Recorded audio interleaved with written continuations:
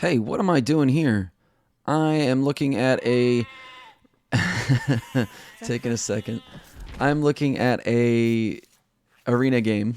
We have the Huns player. They don't have to make any houses, and sometimes it throws me off when I see three villagers standing around, and I'm just sitting here like, why aren't you making your houses?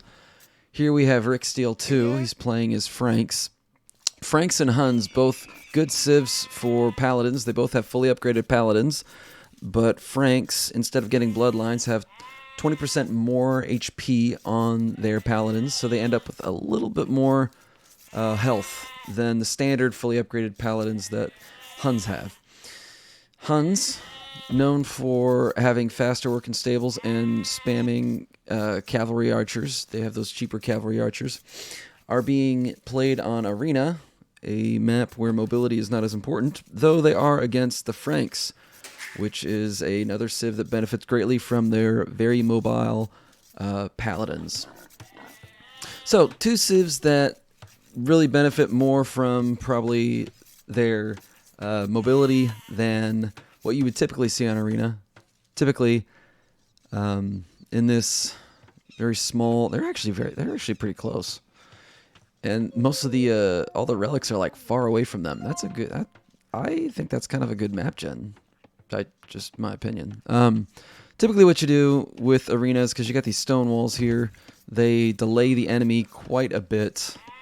So people will typically go fast castle so that they can have a very strong economy and come out swinging, do a little bit of booming, however much they can before the action starts. One thing I do want to point out is that Franks have cheaper castles.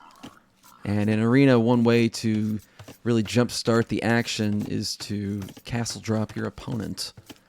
And another way to give yourself a little more time is to place a castle in your own arena. So it could be castle v castle. Instead of enemy castle outside shooting down your stuff, to counteract that, you'd build your own castle a little bit further back. But here we have two players. I think they're about 850 ELO each. Seem to have their build orders down. At least Lexiyorgason. Lexiyorgason has their build order down. Rick Steele doing a bit of a different build order. Only got 3 on wood. Maybe that's by design.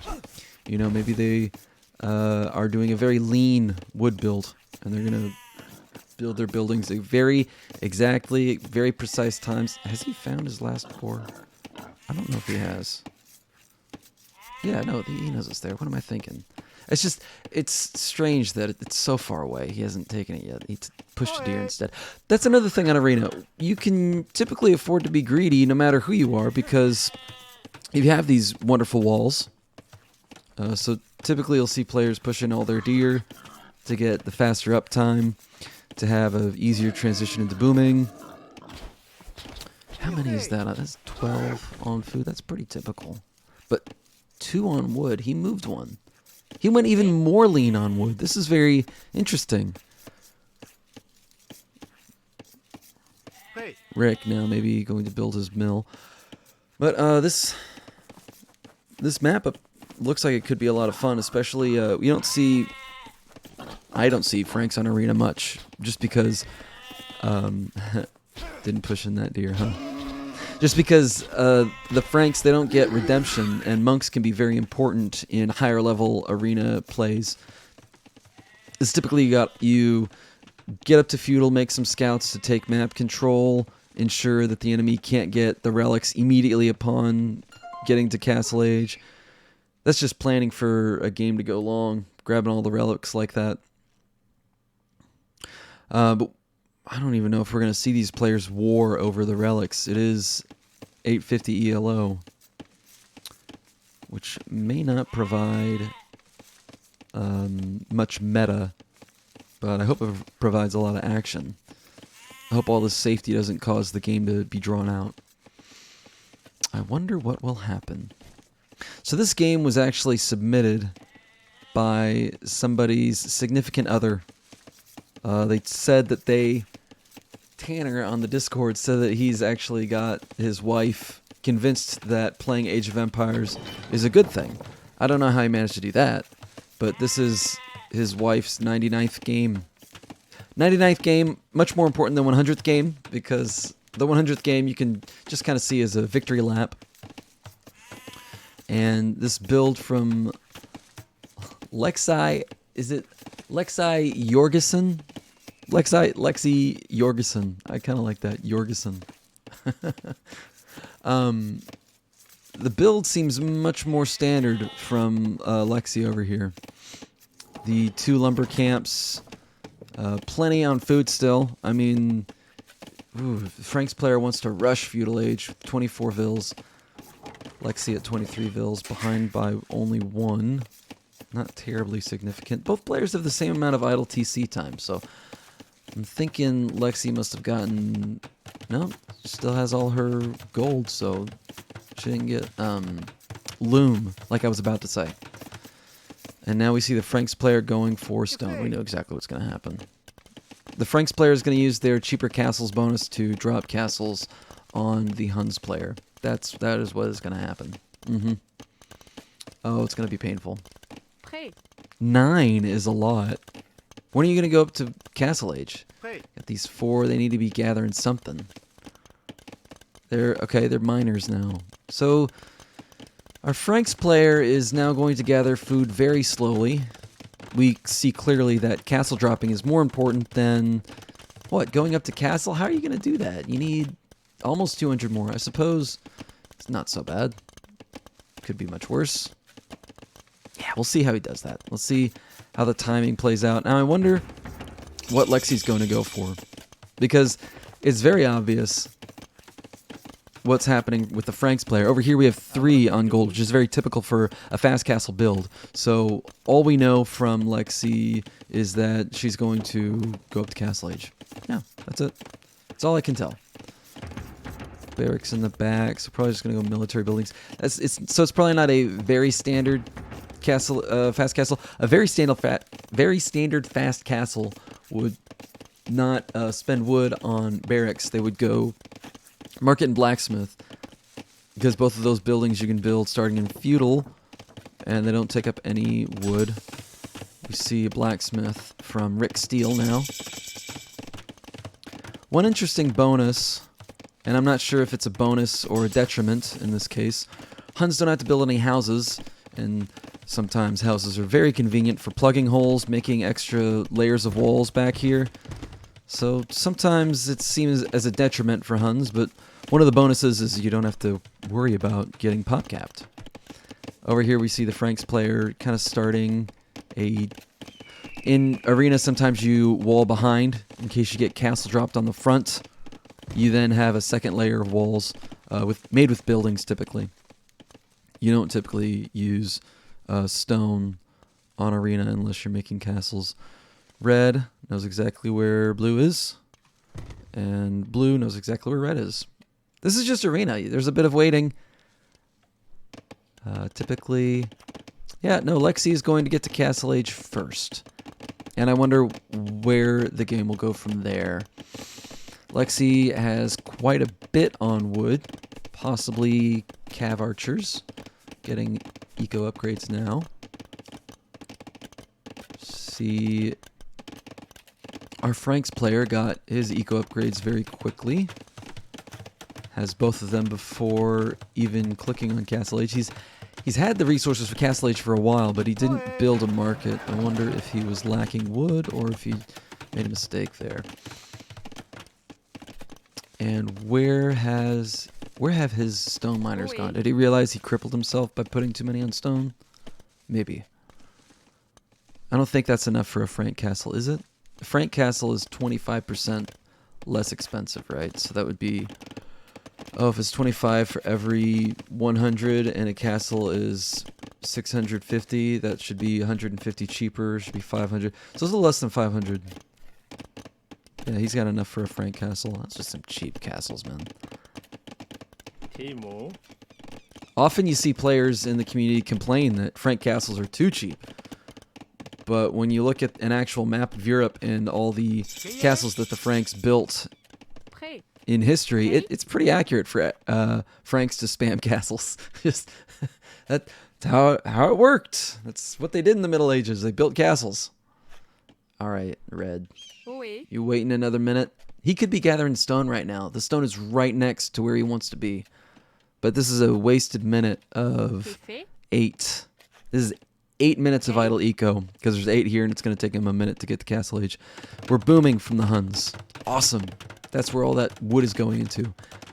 Yeah, not floating too many resources for lexiyorgason. This is a beautiful TC, by the way. To be able to place your town center up against 2 precious resources like that, beautiful. Gonna Vil rush the scout down. Lexi should know exactly what's happening right now. Sees that many villagers go forward. You know what it is, especially against Franks. How shall Lexi repel the infamous Frank castle drop? The dirty castle drop. Oh, it's so filthy. It's a rude castle drop. It's going to control that forward gold too. All those villagers are going to be able to grab gold while they're waiting on the next... Oh, no one's mining stone. I guess we're only going to build 1 castle, huh? No military for either player. Well, we've got some spearmen for the Huns player. Little interesting note. The Huns actually don't get the final armor upgrade for their halbs. So they almost have fully upgraded halbs, but they're missing... It's not something you think about, because it's infantry. People don't usually pick their civs for infantry unless they, I guess, are goths. So, in Imperial Age, these guys won't have their full armor, but whatever. Okay, we noticed that we wanted another castle. The castle not attacking anything. Could be taking out a section of wall right now. And Rick Steele could be making knights. He's got plenty of resources for it. And it looks like he's going to stay on 1 TC. Should really consider building a... Got fletching. He really just wants to rely on those castles. Okay. I mean, Franks have great knights, but why use them, right? It's just your civilization's best unit. Nothing happening. I almost want to fast forward to see where the next castle's going to get dropped. Rick gonna take out a sectional wall. Let's go a little faster. He's shooting down, nothing happening. We see lexiyorgason booming. Lexi is now 12 hills ahead. We see a stable from our Franks player. You should see knights soon. You got 1 section open. Get in there, man. Make that knight. Go on. Yeah, there we go. Queued up 2 knights. And once this knight comes out, I'll go back to regular speed. Okay, what are you going to do? You got a moment, don't you? There you go. Here come the counter units. This could be very stressful. So, to us, this looks like it's happening in slow motion, because when we're watching a game, we're seeing, oh gosh, you should do this. This should happen next. Why aren't you doing this? Right now, there's a castle outside of lexiyorgason's base, and that is super stressful. And for her, the game may also be happening in slow motion, but for different reasons. There may be a lot of stress happening right now. You got to get in the mind of the player and go, oh, there's knights outside my gates. I've got my counter units. I am going to get my pipe gun upgrade. Let me get more villagers. I'm going to boom up. I'm not going to let them take the eco lead. Don't worry, lexiyorgason. Rick Steele does not seem to be interested in making this game go long term. There is no... Oh no, another castle! And this one's going to be in the middle of the farming eco. lexiyorgason hasn't responded yet. The pikemen go to the knights. There is 1 knight that is in front, could start threatening that farming villager. These villagers are not building yet. They're just sort of standing in front of it. Okay, second castle starts going up. lexiyorgason does not have the stone to counter this with her own castle. lexiyorgason does not have many units to fight with. Would have liked to have seen some cavalry archers by now. Plenty of eco for both players. Rick Steele, not a lot on gold, but has plenty of gold stockpiled. Could be building knights for a while. The knights get cleaned up by Lexi. There are 3 pikemen left, but this castle will not be denied by 3 pikemen. That's simply not enough not enough military. Castle goes up now, and it is shooting down farmers, shooting down farms, shooting down TCs. This is a very stressful time for our Huns player. Though the Huns are very nomadic as a civilization, and I'm sure they will be able to find a way out of here and come back and destroy the... what did the Huns do? They were before the medieval ages, right? They kind of destroyed a bunch of Franks, a bunch of Greeks, or was it Romans? I don't know my history. We're now getting Bodkin because our Franks player prefers to fight with castles. Why not? Why not? Use your bonuses. Yeah, no, that works. He's got his knights, which are great units. He's got his castles, which are great buildings. And that TC will go down. Lexi has enough stone for a castle, but I do not know where she's going to build her castle next. She's got 2 builders walking around the stone, taking a long way for some reason. They are repairing the TC, and now they're being shot down. I don't think it was intentional, though. I think, nope, they targeted the... Rick Steele targeted the villagers. Rick Steele did not want those villagers to repair that town center. There are now going to be 2 castles on one town center. Kind of a waste of a castle, honestly. This should really be placed further into the eco to do maximum damage, probably closer to the wood line. Cut these villagers off from going anywhere. These knights will now kill those villagers. There aren't enough counter units over in the lumber camps. And now these TC is being double teamed, and the stone villagers are going to go down. And this is a slaughter. The lead that lexiyorgason had is quickly being dissolved. She's still ahead by 17 villagers, though, so it's still looking good in terms of economics. Really need to see a defensive castle, though. Right now, I think that Huns Knights would be better than Franks Knights because the Franks... Oh no, the Knights have a base of 100 hit points, so they would be the same if the Huns player had... If the Huns player had bloodlines, they would be the same Knights right now. Until you get Cavalier, the Franks actually don't have better Knights than any other Cid with bloodlines. Instead, we're seeing counter units, which is fine because Rick Steele is not replying with any axemen. Axemen are the unique unit of the Franks that can be made out these castles. It's a very... The Franks are a very easy civ to get the hang of. You go up to feudal age, you make some scouts. It's easy to transition with a scouts economy into knights. When you make castles, your castles are cheaper, so you can make more of them. And you can produce your unique unit, the throwing axeman, which counters your knights. Counter. Axemen kill infantry. These knights are going to run away. Rick Steele not creating any more units. These rams are in danger of the villagers that are on the inside, but there are so many pikemen, I don't think those villagers are going to be able to stop this. Those pikemen need to get in there and kill anything they can get their hands on. These rams should go down, but this third one, I believe, will stay up because there's too much army to stop it. Yeah, this ram's going to stay up unless Rick Steele pops out of that castle and focuses down that ram very quickly. lexiyorgason is down to 1 town center, still ahead by 10 vills and still producing. So we know that lexiyorgason is the greater boomer of the Oh, did you just attack that knight with a ram?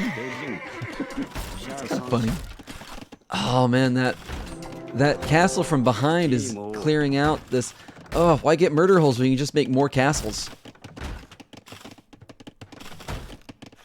lexiyorgason losing farms to Rick Steele. Losing rams. We have 1 more ram coming. Castle is being repaired. No more stone is being mined. There's only a little left in Rick Steele's base. There's plenty of stone on the outside, though. He doesn't seem interested in scouting that, though. Or at least sending villagers out there. He can see this stone. He can see that stone. He could be controlling this map. When you have this much of a lead and you've trapped your opponent like this, you've got to take advantage. There is so much out here. And on Arena, these relics are very important if your opponent is going to be able to hold on. And it looks like lexiyorgason can hold on. Rick Steele not doing much to address the counters. Rick Steele now should lose this castle. There's 4 rams. That's a good amount, especially whenever there's only 1 knight from your enemy. Maybe pop out with the pikemen now that the villagers are here to try and batter down your rams. There we go. That's great. You know, that shows awareness of, you know, that feature of the game. Some players, they don't know that you can garrison and ungarrison rams. It's a nice little feature. It makes your rams attack faster and move faster because you got more people in there swinging the ram. Got more manpower with the rams. Can move it faster. Neither player looks like they can go up to imp yet, but the Frank player looks like they have enough food for imp. So if they would get enough gold, we'd probably see that soon. One castle down. This is going to cost Rick Steele the game. He is not creating villagers fast enough. Lexiyorgason has been creating villagers constantly. She did it with 3 TCs for a while. She got raided a whole lot, but she maintained a lead simply because Rick Steele didn't do anything to solidify his lead. And actually, now he's been throwing away villagers for a few minutes now. By sending them forward, having them attack rams, Lexiyorgason could be throwing away her rams now because none of these counter units are coming to defend.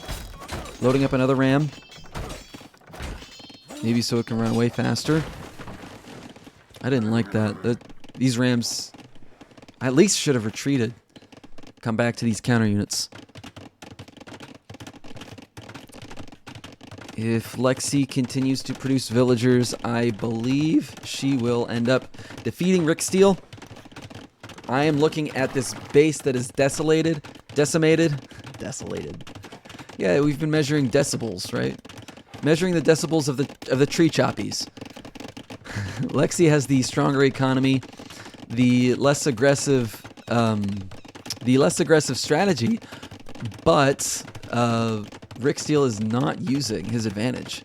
And now he's having to balance his economy by abusing the market. He wants to go up to imp, and he clicks it.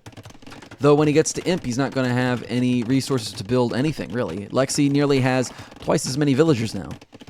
We're talking 60 to 37.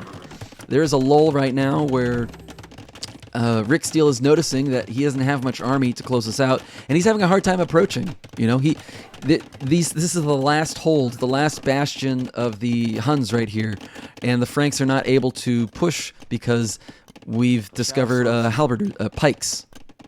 Our pikemen, they pull people off horses. It's brutal. Neither player with very many blacksmith upgrades, but Rick Steele finally getting the attack upgrade for his knights. These knights will run away. Rick Steele would rather lose his castle than lose 4 knights. Rick, it wouldn't be that big of a deal if you would make more knights. Then it'd be like, oh, I'll lose 4 knights? Yeah, whatever. You'd have like 20 more behind. So as things normally go, some players come in with a very aggressive strategy and they think this has worked before. I'll triple castle drop my enemy, and then they will alt F4 or resign because they're not going to want to deal with it. But then they encounter a player who knows you produce. That's what you do. And Lexiyorgason has been producing on hold with villagers right now, but multitasking perfectly is really hard. Lexiyorgason, I've been impressed with her gameplay, has been producing more consistently than I've seen players at 1100 ELO even. Players who have 200 more ELO points than she does do not produce that many villagers sometimes. So I'm sitting over here going like, yeah, of course Lexi's gonna win. I mean, look, got the numbers. What is this? 0 knights, 1 skirmisher? Yeah, Lexi's gonna win. This has to turn around, Rick, because your advantage is gone now. Your final castle is going down. Your vills are not battering down the rams that are here.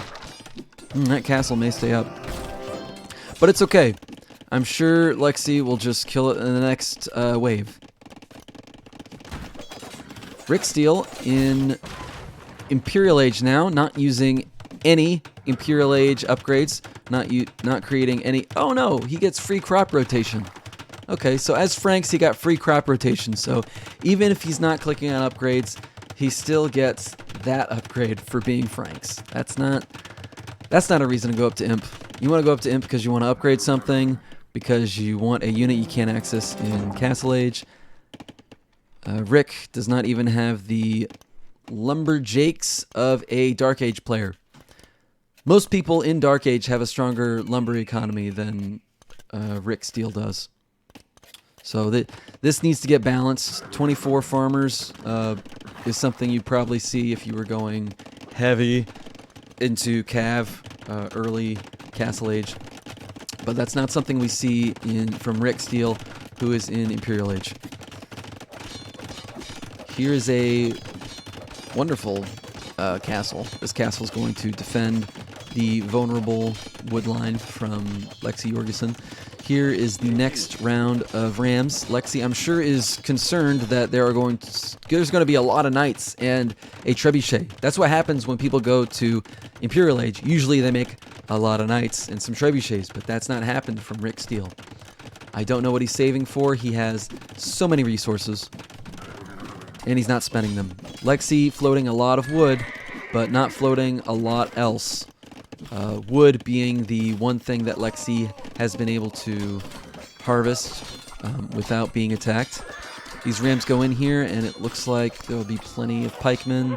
Even with the castle fire, there's still one pikeman and about 16 more inside of those rams. Lexi exits the ram. Oh, these aren't consistently filled, huh? I counted 16 because I saw 4 flags. Final castle going down.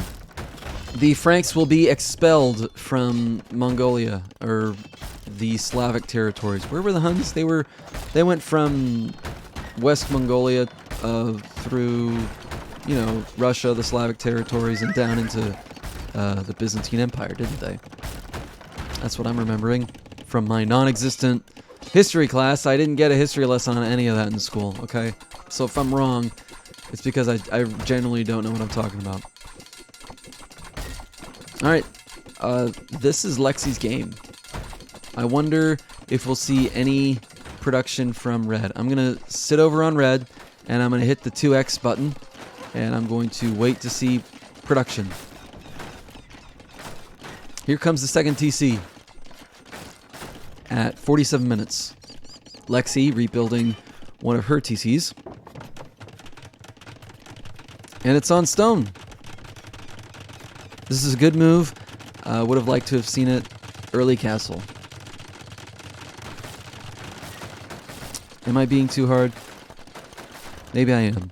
Everyone is playing their game, and we should respect all of these players.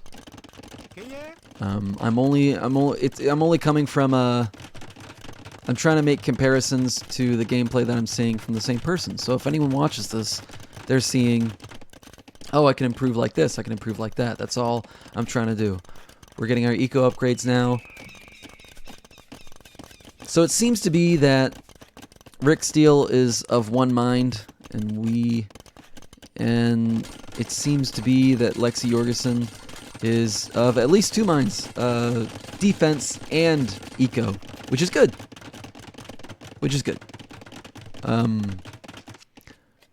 Here, I see good aggression from Rick Steele when Rick wants to be aggressive, and I see eco upgrades, and he knows what to do. I see good eco from Rick when he wants to do good eco. Now all we need is to try to do them at the same time. This is a lot of resources. Oh man, that's at least 10, maybe 15 knights right there. These villagers switch jobs very quickly. We have a defensive castle. That's a good thing. I'm not seeing production. I still got 2x. And now we're seeing skirmishers. Frank skirmishers. And we see Cavalier from the Franks player. That's wonderful. I'd like to see Cavalier from the Huns player. That'd be wonderful as well. Those are some good units. Cavaliers, Knights. And now we're getting conscription, so we want to ramp up our military production. Though, Rick Steele is still only has half the villager numbers of lexiyorgason. Lexi, very heavy with the counter units. That's going to make it very difficult for the Frank Cavaliers to get in here and do damage. It's very good that we have a a contingency of counter units here. We should also make some gold units. One of the best gold units that the Huns have is well, they're a very fun one. What is it? It's cavalry archers. Now we see the production from Rick Steele. He finds that Lexi did not want to resign so quickly as he may have liked. Lexi said, "No, you triple castle drop me. I'm going to fight back. I'm going to destroy you. I'm going to raid all the villages and burn all the houses and raze the embankments. And your city belongs to me, Rick Steele." That's what's going to happen. That's my prediction for 2022. Lexiyorgason will run in here and say, "Your city belongs to me." You will see, Rick. You will see. Lexi getting some of the final blacksmith upgrades. And going ham on the barracks. Yes. Going ham on production. This is what you want to see. I predict Lexi moving on to 1,000 ELO at some point. She keeps playing. Heck, may even be 1,300 ELO before too long. I don't know. I don't exactly watch people's careers in Age of Empires. Just kind of cast games. And I'm seeing very good production here. Uh-oh. Counter unit v counter unit. Skirmishers would not win due to the numbers. Though skirmishers do... if you have the choice, skirmishers would take out these pikemen, but there are so many pikemen there, you can't kill it even with your entire army. Throw it at the pikemen. Those pikemen will turn around and, well, we're clicked onto the TC, so they actually will die to these cavaliers. You gotta be careful clicking on the TC like that. If you will hold down the Alt key and then right-click onto this middle ground with the TC, all of your pikemen will walk there, and then they'll attack the thing that makes sense. And if there's no units, they will attack the TC, because attacking the TC makes sense when there are no units. If units show up, they will stop attacking the TC and then attack the horsies. We get the Paladin upgrade from our player with a good eco, 120, very good number. And we're going to see tons of horsies from Lexiyorgason, and Rick Steele will wonder where he went wrong. And I'm telling you, it is the villager numbers. He cleared this. You know, I credit that more to the town center and right-clicking directly onto the TC to attack it than the skirmishers or the cavalier. There were plenty of pikemen there to take out the entire army. It was just mismanaged. But the production from Lexiyorgason looks wonderful. This is something that we see in Imperial Age for a lot of players. These players are 800 ELO, and we see Lexiyorgason is one of the players who knows how to ramp up production. There are ways to get near this point in earlier ages, but Lexi waited until... No. Lexi had great production this whole game.